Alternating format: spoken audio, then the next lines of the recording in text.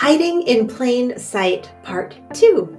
Welcome to Bible Study Hub. I'm Ann Wiggins, and we are continuing our 10-minute or less devotionals Monday through Friday, 6 a.m. Eastern Time through the Gospel of John. And we are right now in John chapter 13, and we will be doing again verses 21 to 30 today. We covered this passage yesterday, but we want to take just a little bit more time with it and really delve into some of the practicalities for us today. So I'll be reading from the Legacy Standard Bible, and you are welcome to follow along in your own, or you can just listen as I read. Here we go.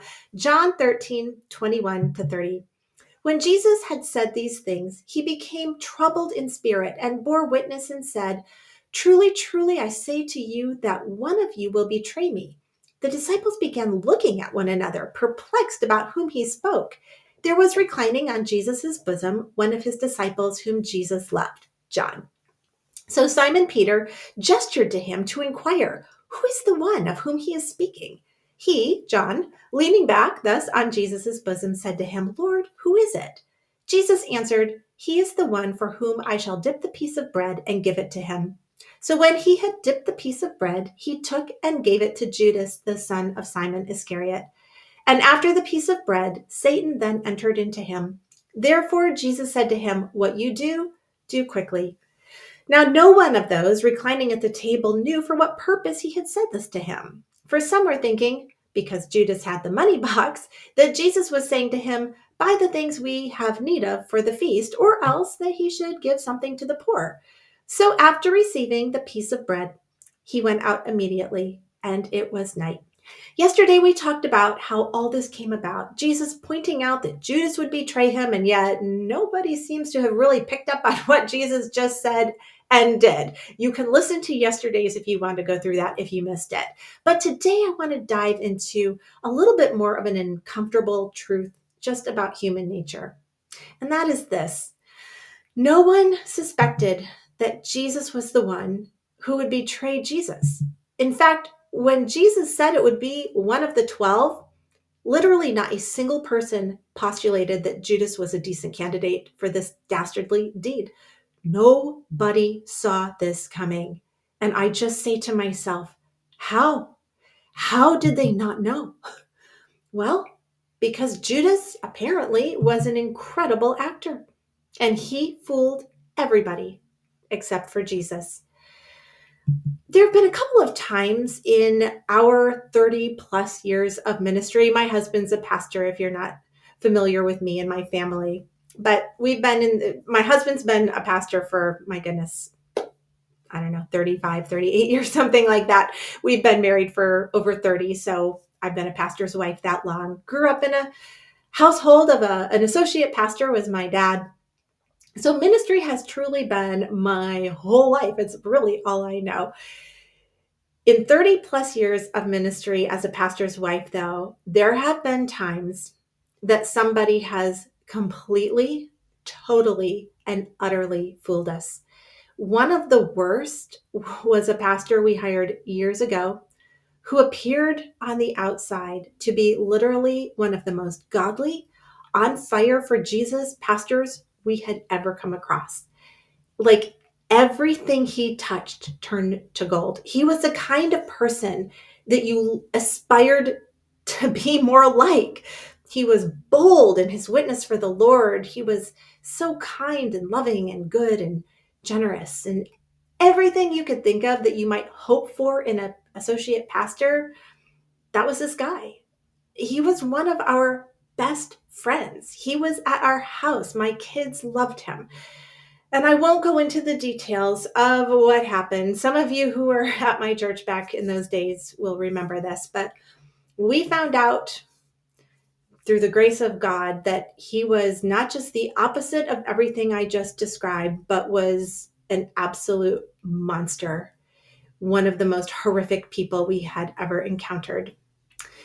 And as a result, he is in prison today, even all these years later, because of the things that he was doing that we didn't realize he was doing. At that time in our lives, when our lives were just blown to smithereens along, not just us, our church, some very specific individuals that were affected, I can't tell you how many people excoriated us personally, our family, especially my husband, and even publicly for ever having hired this guy and for not seeing through it. We were accused of covering for him, ignoring his actions, trying to smooth things over. I mean, the opposite of what we did when we found out, the opposite is what we were accused of. And it was truly a traumatic nightmare.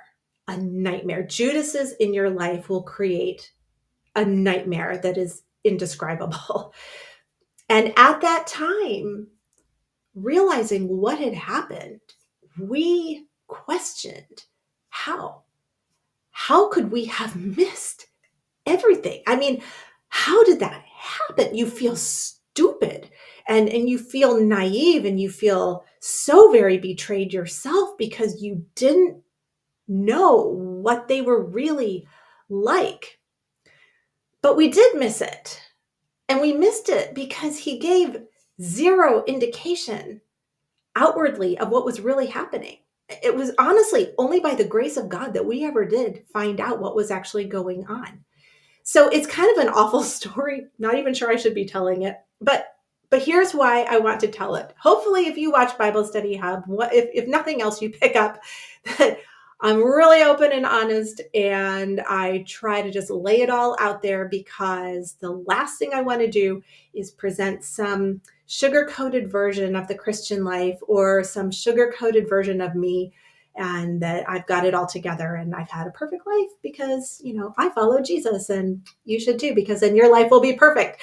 That's not how it works. And I've made many, many mistakes in my life, many, still do. But here's why I want you to know, and that is this, because all of us, saved as we may be, if we live long enough, we will encounter people like Judas. They are charismatic in their energy. They're winsome and outgoing, and they seem to say and do everything right when it comes to God and the Bible. But at a given point, God exposes them as complete, total frauds.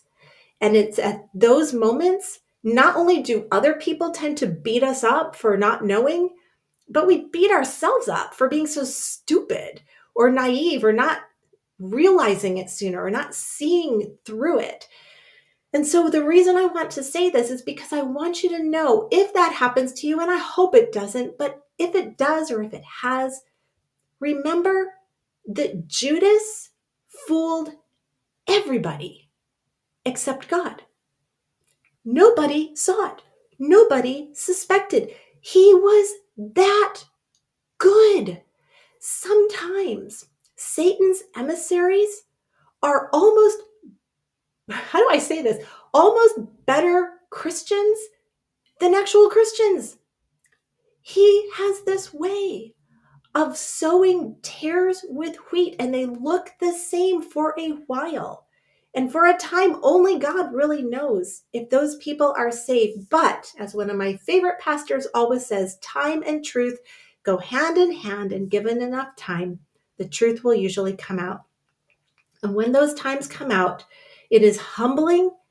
They're scary moments for us, but that is when we lean hard into the sovereignty of God and the trust in knowing that He knew all along.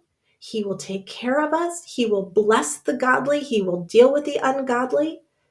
2 Corinthians 3:15 says, test yourselves to see if you are in the faith. Where I want to land this today is most, if not all of us, have dealt with some kind of Judas in our life. And if you haven't, I don't want to scare you, but you probably will someday. But here's what I never hear people say. Am I that person? Am I the Judas? Am I the fraud? Am I playing the game, but it's not for real? Test yourself to make sure you're not that person that plays the game perfectly and nobody knows. And on the other side of it, be watchful and careful, but realize that in the end, there are times when simply you don't know, but God does, and He will take care of it, just like happened with Judas. These are kind of intense. Sorry. I can't help it.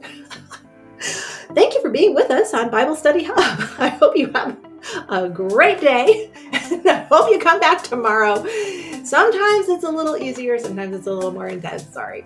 Anyway, Monday through Friday, 6 a.m. we go live on Facebook and YouTube, Bible Study Hub. Until tomorrow, I hope you have a wonderful day, and I will see you then.